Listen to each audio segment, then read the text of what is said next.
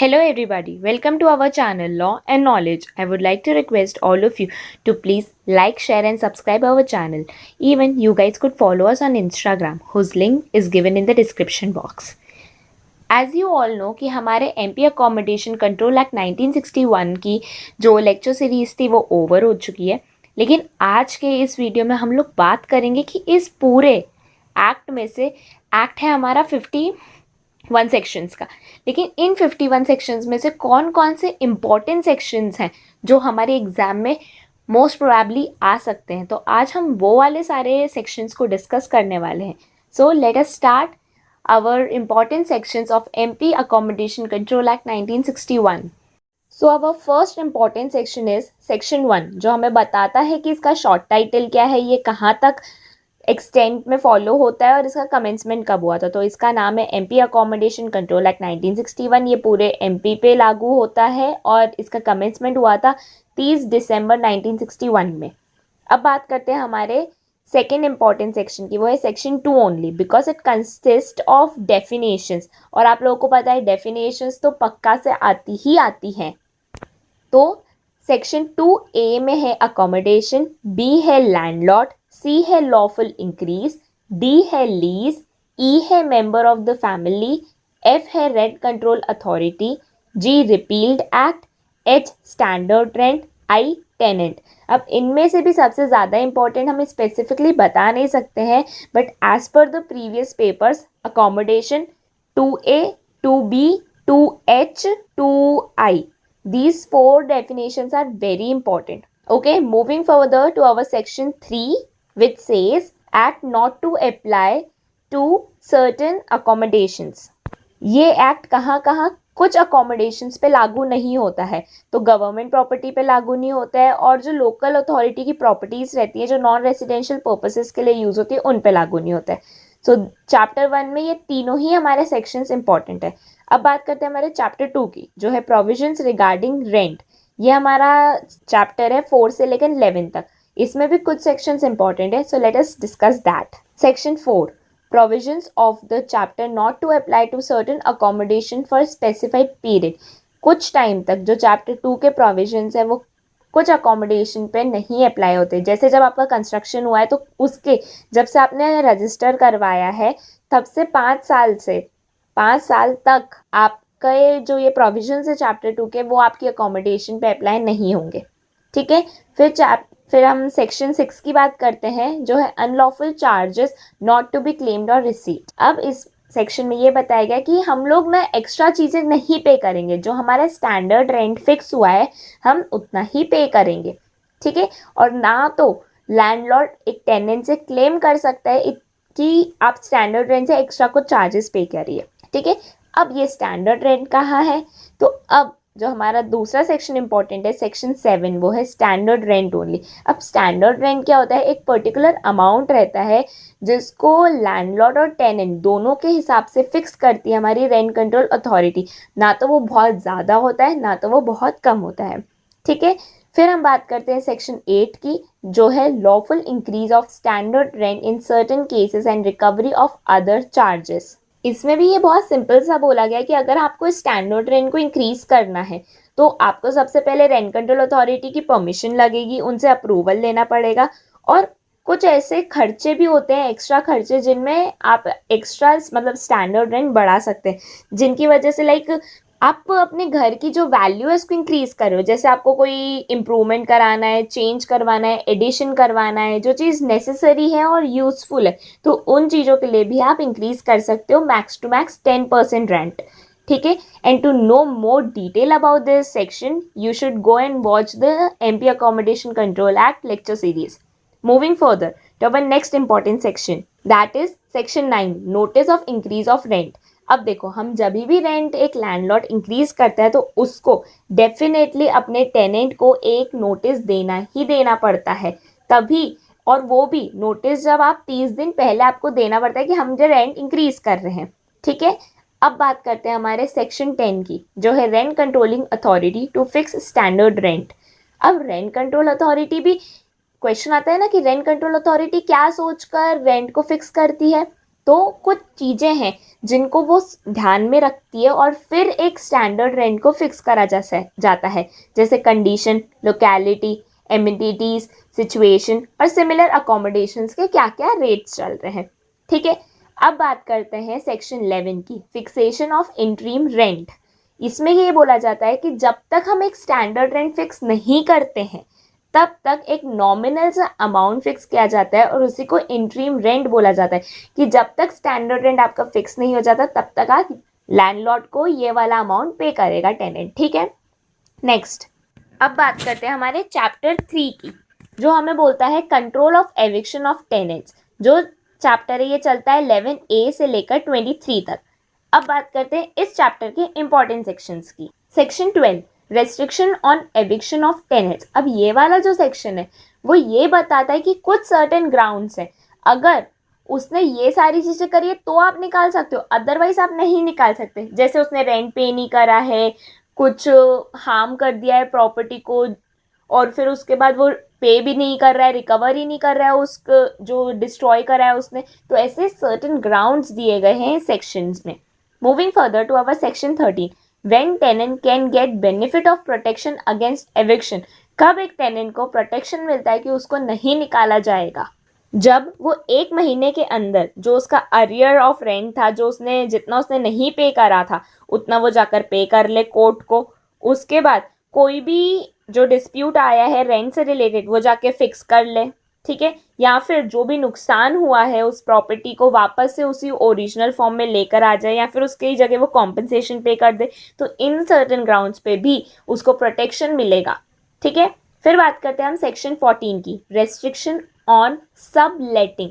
अब ऑलरेडी आप टेनेंट है तो आप एक और जने को सबलेट नहीं कर सकते अपनी प्रॉपर्टी, उसका रेस्ट्रिक्शन दिया गया है हमारे सेक्शन 14 में। बिकॉज वी नो कि लैंडलॉर्ड की परमिशन के बिना आप सबलेट प्रॉपर्टी को नहीं कर सकते, ना तो पार्ट में ना तो होलली। ठीक है, moving further, section 16, sub tenant to be tenant in certain cases. अब सब टेनेंट जो होगा वो टेनेंट कब होगा, कौन कौन से ऐसे केसेस हैं? तो सबसे पहली बात कि टेनेंट को हमारे सेक्शन 12 में ऑर्डर दिया गया है एविक्शन का।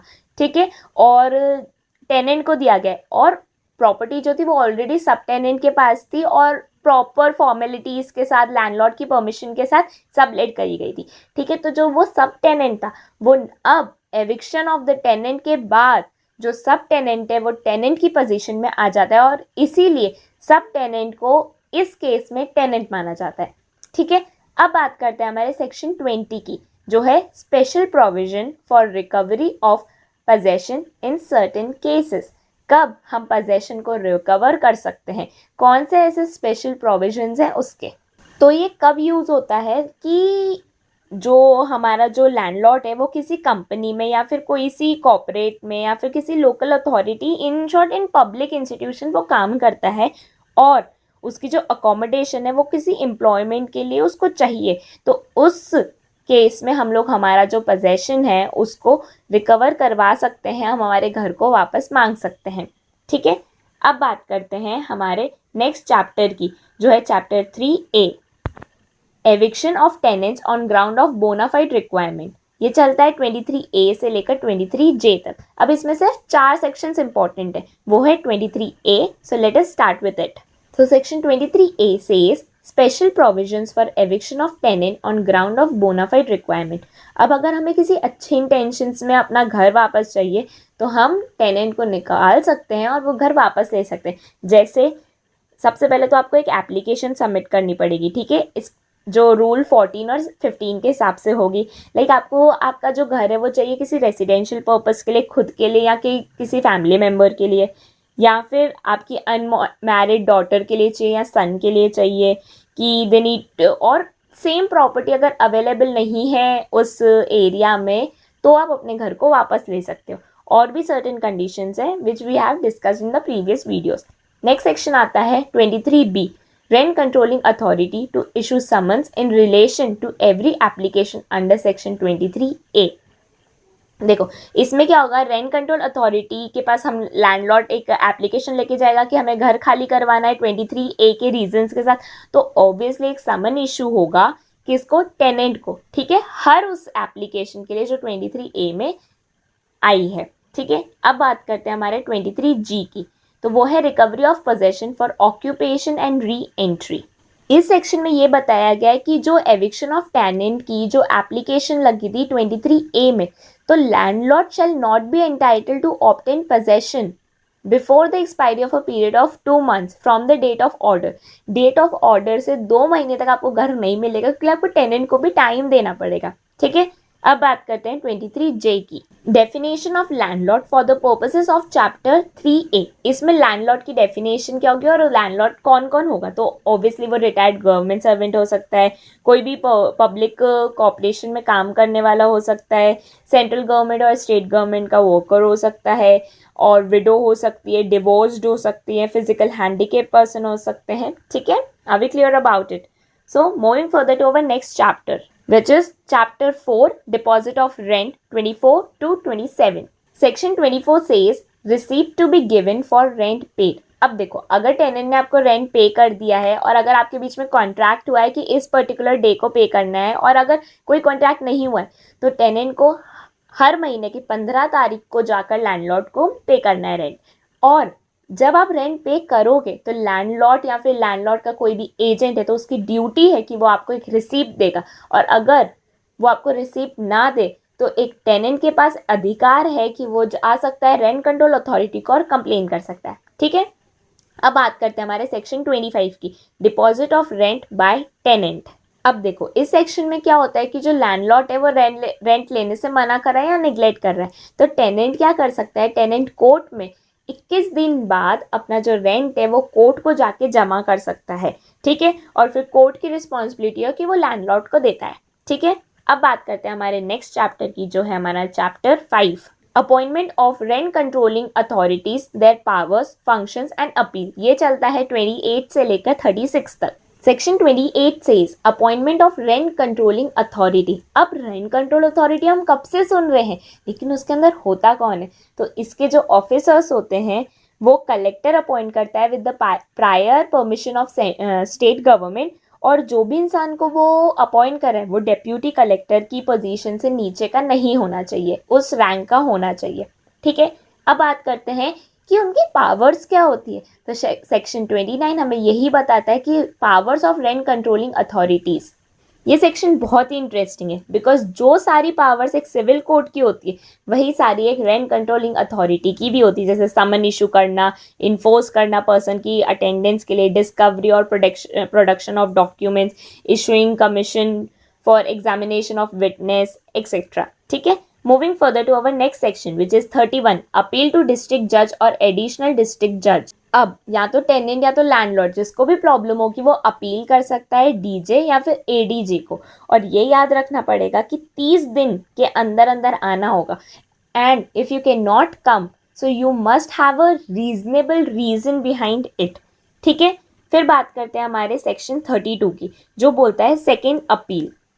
तो जो ये सेकेंड अपील है उसके भी बहुत जेन्युइन ग्राउंड्स होने चाहिए, जैसे डिसीजन जो था वो कॉन्ट्रेरी था आपके लॉ और उसके यूसेज से, या तो कोई मटेरियल इशू ऑफ लॉ जो था वो छूट गया था, या फिर कोई सब्सटेंशियल एरर आ गया था, या फिर डिफेक्ट था हमारी प्रोसीजर में, तो ही सेकेंड अपील लाए होगी।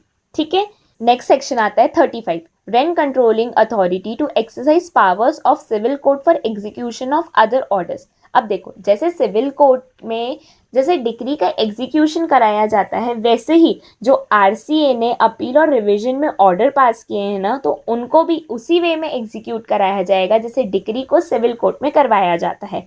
ठीक है, अब बात करते हैं हमारे नेक्स्ट चैप्टर की, चैप्टर 6 की, जो बोलता है provisions regarding special obligation of landlord and penalties. ये चैप्टर है 37 से 44 तक चलता है। So the next important section is section 37, landlord's duty to keep accommodation in good repair.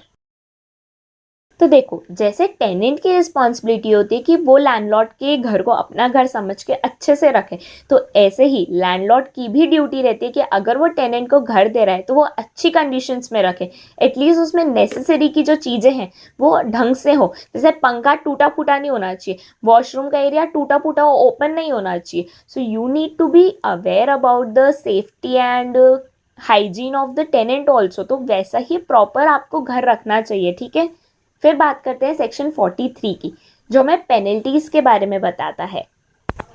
अब इस सेक्शन में सारे पूरे एक्ट में जितने भी प्रोविजंस डिस्कस हुए उन सब की पेनल्टीज बताई गई है।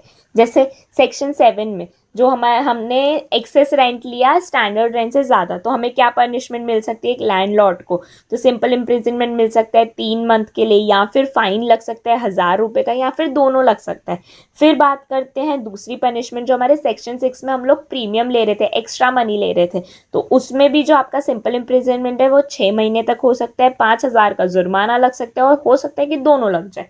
उसके बाद अगर टेनेंट ने सबलेट कर दिया और वो भी बिना परमिशन के लैंडलॉर्ड की, तो उसको फाइन लग सकता है 1000 रुपये तक का। और अगर लैंडलॉर्ड ने रीलेट कर दिया और ट्रांसफर कर दिया पार्ट या फिर whole land of the accommodation जो सेक्शन 17 के अंदर, तो आपको सिंपल इम्प्रिजनमेंट हो सकता है 3 महीने का, फाइन लग सकता है 1000 रुपये का, और हो सकता है दोनों लग जाए। फिर अगर लैंडलॉर्ड ने अगर वापस से रीलेट कर दिया और इस बार प्रोविजंस अलग है, जैसे सेक्शन 3-4 के अंदर अगर आपने, और इवन 23G के अंदर अगर आपने इन तीनों कंडीशंस में भी रीलेट कर दिया प्रोविजंस के अगेंस्ट जाकर, तो आपको इम्प्रिजनमेंट मिल सकता है 3 महीने का, और जुर्माना लग सकता है 1000 रुपये का, और हो सकता है दोनों में लग जाए। और फिर अगर 31 सेक्शन जिसका फर्स्ट क्लॉज का अगर आपने कॉन्ट्रवेंस करा, तो आपको इम्प्रिजनमेंट हो सकता है 3 महीने का, जुर्माना लग सकता है 1000 रुपये का, और हो सकता है दोनों। ठीक है, और मैक्सिमम आप पनिशमेंट देखिए, आपको सिर्फ 1000 रुपये, 3 महीना, 6 महीना, यही याद रखना पड़ेगा। और प्लीज़ इन चीज़ों में कंफ्यूज मत होइएगा, क्योंकि इनकी पनिशमेंट स्पेसिफिकली आती है। ठीक है, अब बात करते हैं हमारे नेक्स्ट सेक्शन की, जो है सेक्शन 44, कॉग्निजेंस ऑफ ऑफेंसेस। तो देखो, अब इसका कॉग्निजेंस कौन लेगा इन ऑफेंसेस का, तो सबसे पहले no court inferior to the magistrate of first class, इनसे कोई भी छोटा इंसान ये केसेस हैंडल नहीं करेगा, एटलीस्ट इस रैंक के तक हैंडल करेंगे केसेस। ठीक है, और कॉग्निजेंस तभी लिया जाएगा जब कंप्लेन आएगी। ठीक है, और JMFC जो है वो सेंटेंस कहाँ तक दे सकता है एक फाइन का, तो वो 2000 तक का दे सकता है, नॉट एक्सटेंडिंग टू इट। ठीक है, अब बात करते हैं हमारे लास्ट चैप्टर 7 की, जो है मिसलेनियस 45 to 51। इसमें जो इंपॉर्टेंट सेक्शन है वो है section 45, jurisdiction of civil courts barred in respect of certain matters. कब सिविल कोर्ट की जो जुरिस्डिक्शन है उसको रोका जाता है, कौन से ऐसे मैटर्स हैं। सो बेसिक सी बात है कि जो सिविल कोर्ट है वो कोई भी केस को इंटरटेन नहीं करेगी, और इवन स्टैंडर्ड रेंट के भी केसेस को वो हैंडल नहीं करेगी अनलेस एंड अनटिल। हाँ, लेकिन ये बात ज़रूर है कि सिविल कोर्ट को कोई रोक नहीं सकता उन केसेस को हैंडल करने के लिए जहाँ पे अकोमोडेशन का टाइटल की बात आ जाए, मतलब टाइटल ऑफ अकोमोडेशन की बात आ जाए। ठीक है, नेक्स्ट सेक्शन है section 46, abetment of contravention punishable as contravention. इस सेक्शन में ये बोला गया है कि कोई भी पर्सन अबेट करता है जो भी अबव सेक्शंस दिए हैं, तो उस चीज को ये माना जाएगा कि वो अबेटमेंट कर रहा है इस पूरे एक्ट का ही। ठीक है, फिर बात करते हैं हमारे सेक्शन 48 की, rent controlling authority to be public servant. So the collector of rent controlling authority under section 39(1) is deemed to be public servant within the meaning of section 21 of IPC। जो पब्लिक सर्वेंट जो हमारा collector है जो rent control authority का, उसको हम public servant ही मानेंगे। ठीक है, जो IPC में सेक्शन 21 के अंदर पब्लिक सर्वेंट दिया गया है, सेम उसके यही सारी पावर्स होंगे। ठीक है, तो लास्ट सेक्शन जो हमारा इंपॉर्टेंट है वो है section 50, power to make rules. So state government जो है वो नोटिफाई करेगी अपने ऑफिशियल गेजेट में कि उसने ये रूल्स बनाए, और यूजुअली जो रूल्स बनते हैं वो इसके लिए बनते हैं कि एप्लीकेशन कैसे फाइल होगी, स्टैंडर्ड रेंट किस कंडीशंस में क्या क्या चीज़ें देखकर सेट होगा, फिर सिविल कोर्ट की पावर्स जो है वो RCI किस एक्सटेंट तक फॉलो कर पाएगा, इंक्वायरी कैसी होनी चाहिए, and etcetera things. I hope आप लोगों को समझ आए होंगे सारे important sections, and if you guys want to learn this section in a very deeply manner, so please go and watch our MP Accommodation Control Act 1961 lecture series. So all the best guys for your examination, do well, and do not forget to share this video with all of your friends. Thank you.